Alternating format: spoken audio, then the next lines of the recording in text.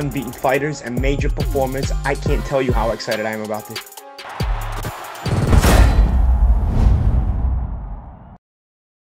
Umar Ahmed, IFL TV, MTK Global in Manchester today, the Ultimate Boxer Media Day, joined by PAULIE MALIGNAGGI. How you doing, Paulie? I'm good, mate. How are you? Yeah, good, thanks. Just looking forward to Friday night? I'm looking forward to Friday night. What happened? They replaced Coogan.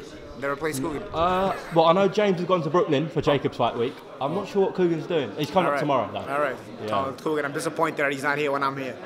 Okay, before we talk about Friday, I want to get your thoughts on Canelo's 6-month ban.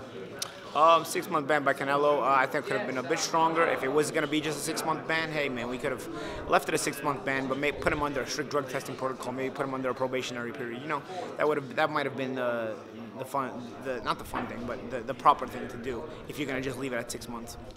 Do you think it sends out the wrong signal to younger fighters coming up through the ranks? No, I just think it sends out the signal that money counts more than anything else. You know, I bet you if you get a fighter who doesn't draw as much as Canelo, failing a drug test, they'll suspend him for a lot longer. So it's sort of it almost becomes like a running joke. You know, didn't Nick Diaz of the UFC get suspended for 12 months by Nevada for marijuana a couple years ago? I mean, come on. So having the conversation is a waste of time because these people, the waste of time, it starts with the top first. You know. You touched upon UFC. I know it was a few weeks ago, or even a month ago now, but I just want to get your thoughts on McGregor's antics over in New York. He just did it for attention. I don't think he wanted to get in Khabib Nurmagomedov's face. I think if you want to get in Khabib Nurmagomedov's face, you'll go to the hotel and you'll get in his face. You know, I think this is just to fool the stupid people in the public, and I think there are plenty of them. By just throwing stuff at a bus, knowing that you're not going to actually be able to get to him, because you don't actually want to get in his face. If he gets in his face, he'll probably choke you to death. So I think at the end of the day, he did what was smart for him, but was enough to fool all the gullible people. Now, there's a lot of action on Saturday night. Obviously, over in the UK, Amir Khan's return, blasted out Phil Greco in 40 seconds. Obviously, you saw Kell Brook get in the ring afterwards as well. Your thoughts on that? Do you want to see Khan Brook next, or do you want to see Khan go to the States? Yeah, I think it's very important that fight happens. You know, Brook and Khan is probably the biggest fight for both guys, and I really think that, you know, even regardless of what Amir says that he's the one chasing Kell, he hasn't been the one chasing Kell. You know, I think it was really smart of him to be able to say that you know, he signed with Matchroom, I'm chasing you, but if you're chasing Kell, you make the fight now. And I think only one of those guys has been trying to make the fight for years. And you know, Kell's been a very good fighter who's been avoided by a lot of good fighters, including Amir Khan.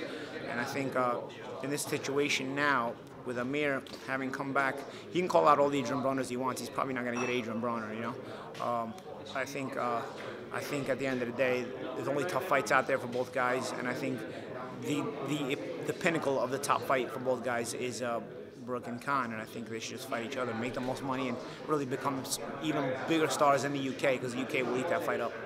Hearn said that it does Wembley in 90 seconds, that fight. Do you agree with that statement? It's possible, you know. I really think that both of these guys have a ton of popularity in the UK, and I think I wouldn't doubt it that if it sold out Wembley Stadium. Obviously, over in the States, we saw Broner Vargas. What did you think of that? Was a draw a fair result? I thought the draw was a fair result. It was a good fight. Maybe they can do it again.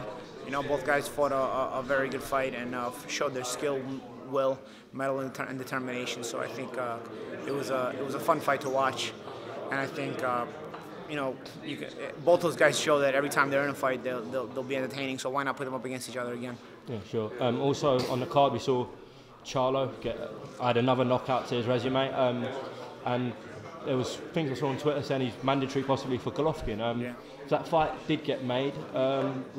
How highly do you rate Charlo's chances in that? I rate them pretty highly. You know, he's in his prime. He looks sharp. He looks strong, and he looks explosive. You know, I think he looks really good. You know, I think it's a situation where, you know, he's at the point where there's an upper echelon of middleweights with Jacobs, Golovkin, Charlo, and Canelo. Where, you know, they're kind of separating themselves from the pack, and Billy Joe Saunders can be right up there too.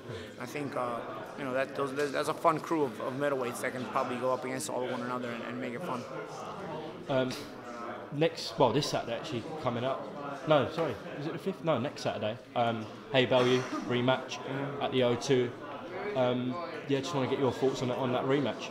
it's a fun rematch. It's a very anticipated rematch. I think people are going to wonder if it was just the injury that where David Haye got beat the first time, or if Tony Bellew can really pull this off again. I think Bellew came very prepared. He's a very reactive fighter. He's a very well-prepared fighter mentally and physically. And I think Haye is going to have to be at the top of his game and really not underestimate anything like he did the first time in order to deal with Bellew. I think now he understands and he knows that Bellew's a real guy, even at heavyweight. Maybe he was thinking he's too small, he's this, he's too that, but Bellew's a real guy and he's going to show up to fight. And I think it's important that David kind of understands this. And probably, I assume, David knows this now that he went through the first fight with him. Obviously, you don't anticipate another injury, but I think it's a good fight, and I think the crowd will be entertained by it, and I think the two fighters will put on a great show. What was your thoughts on the first fight? Did you think the injury played a massive role in the outcome? Yeah, I think the injury played a huge role in the outcome. Of course, you know, it's an Achilles tendon tear, you know. But having said that, you know, Bellew came the more prepared guy. He was a better prepared guy, you know, and the better prepared guy won. You know, I think preparation is key in any fight. You can't underestimate anybody. And I think I also think if Haye's better prepared, maybe he doesn't tear an Achilles tendon because, you know, his body's more accustomed to the wear and tear of the daily grind. You know, I think at this point in time, I think that both will come with that very good preparation. I would assume so, and we'll see. We'll let the boxing do the talking and not just anything else. And lastly, Paulie, back to your ultimate boxer. Obviously, you've got this tournament, the first one on Friday. What's the plan moving forward with this? The plan is, you know, to keep giving guys opportunities to showcase themselves in the Ultimate Boxer. Maybe fighters who are having trouble getting noticed, fighters who may be under promotional banner who their promoters having a hard time moving them, or fighters without a promotional banner who are having a hard time getting fights or being seen. So this is an opportunity. We don't align ourselves with anybody. We just kind of put the tournament together, put the fights together, and anybody can be involved in it. You know, and I hope to give. We hope to give young fighters an opportunity to really push the fast forward button on their career, so to speak. Maybe if they haven't had the exposure they want to. This is a one night of exposure where a lot of things can change for you if you make things happen the right way. And plus, that's for the fighters, it's an opportunity, but also for the fans in general. We hope to make it really entertaining, not just for fun fights, but a night of entertainment with music, a young live crowd, hip crowd. Hopefully a lot of good-looking girls and all that good stuff. So it'll be a fun night, I believe. Okay, thanks for talking to IFL, Paulie. When are you back in the UK after this? You coming for Haye Bellew? Yeah, I'll be here for Haye Bellew. Okay, we'll see you there, Paulie. Thanks for talking to IFL.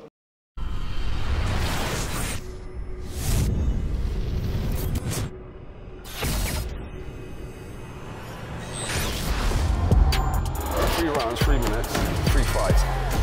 Unbeaten fighters and major performance. I can't tell you how excited I am about this.